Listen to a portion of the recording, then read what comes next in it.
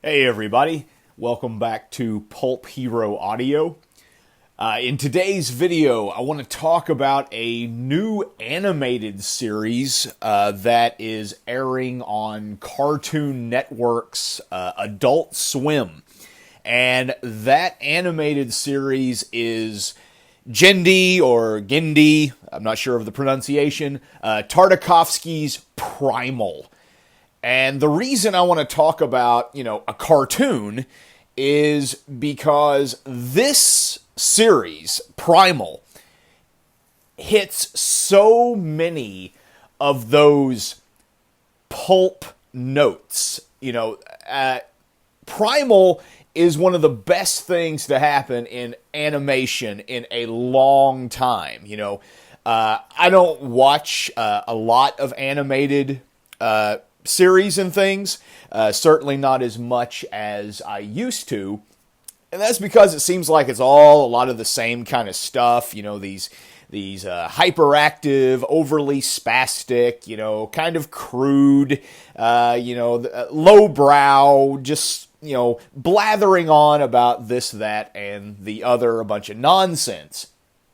But Primal is so different than that, and I can see the pulp influences there. In particular, the work of Conan creator Robert E. Howard, and that's primarily what I want to talk about today. Is as I've watched the first 4 episodes that have aired so far, I've been picking up on a lot of these direct or indirect references to a lot of Robert E. Howard's pulp stories. And, whatever kind of awards there are out there for animated series and things like that, Primal deserves them all. I mean, this is what I would really like to see more of in terms of animation. Now, yes, it's on Cartoon Network's Adult Swim. It's not meant for kids. It is very violent, very brutal, bloody in its tone and its mood, which is exactly what you need for this sort of setting.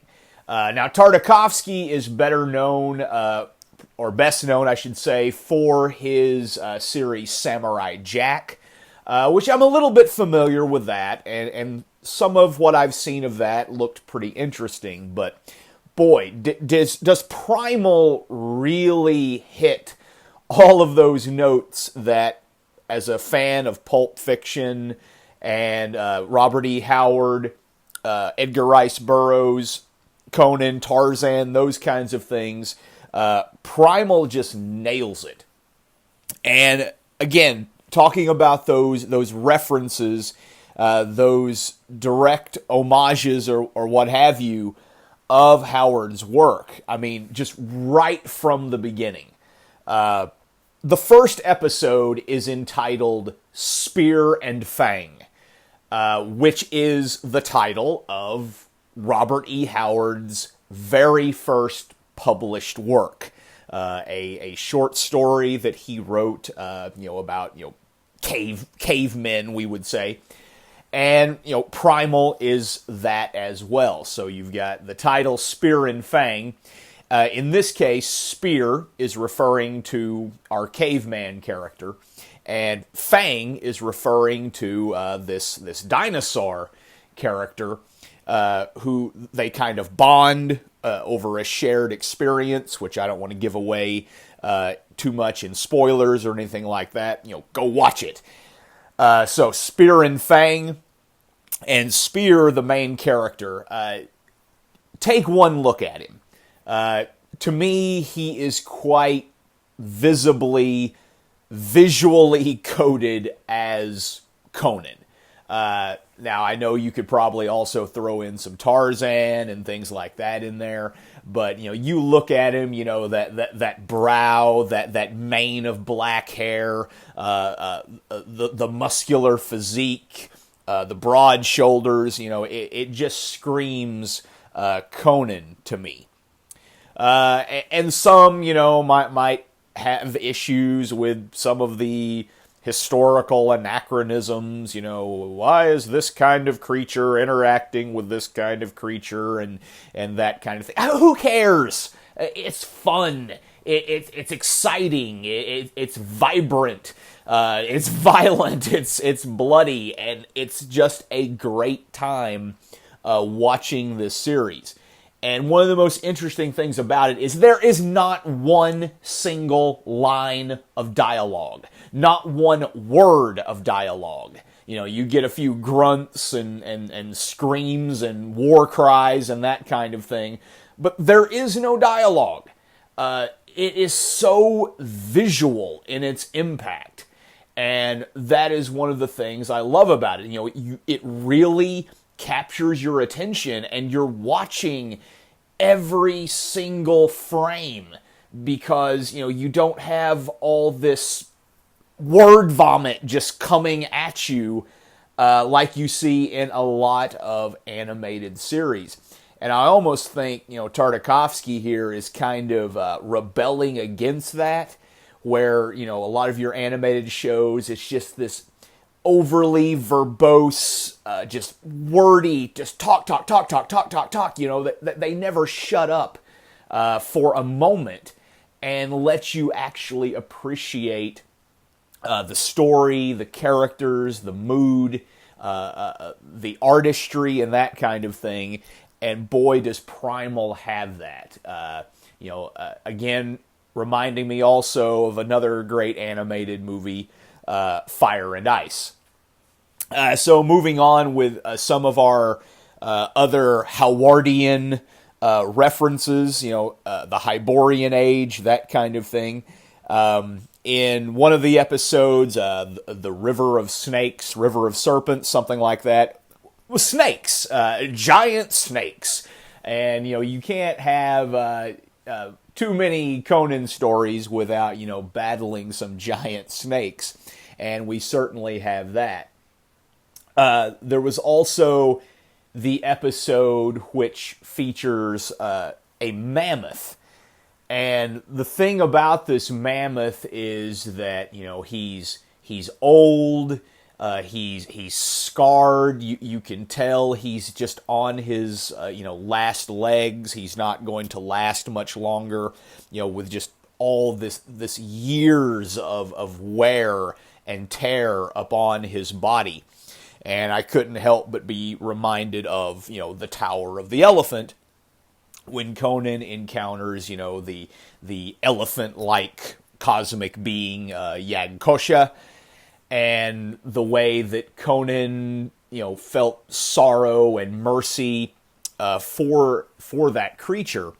And we see that with this mammoth as well. And Spear, you can see some of that feeling that you also got from Conan and Tower of the Elephant. A little bit of respect and mercy and compassion. I mean, don't get me wrong, it's very violent, but so was Tower of the Elephant. If you recall, Conan cut out Yagkosha's heart. So I really think that was directly referencing Tower of the Elephant there. I could be wrong. I could be reading too much into it, but that is certainly what I think. And Spear, our Conan-like caveman, he's very strong and quite the climber. You see him, leaping and climbing all over all sorts of different natural structures and things in Primal. And that again reminds me of Conan, as Sumerians are in the Howard stories are often lauded for their excellent climbing skills. In the most recent episode I watched, episode 4, Under a Blood Moon, or titled something like that. Very cool titles, by the way, for each individual episode. There's a giant spider featured. All kinds of creatures, reptilian and everything in between, which just, really hits that Howard sword and sorcery pulp sort of mood.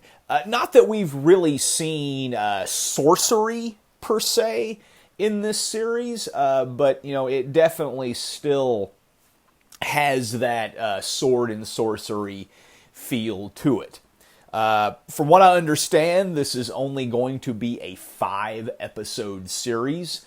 I'm certainly hoping that perhaps there will eventually be more, a second season, or something like that. Of course, if you want more of that, then what we have needs to be successful. So I would encourage everyone out there to tune in to Cartoon Network's Adult Swim, using whatever sort of platform you have to get that network. I do know they streamed at least the first episode online on the official Cartoon Network channel. So, go out there, watch Primal, support it.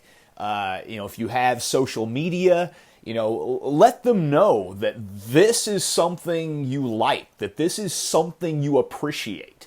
One thing I see with a lot of sword and sorcery, Conan type fans, it seems like we're always complaining because we're not getting what we want.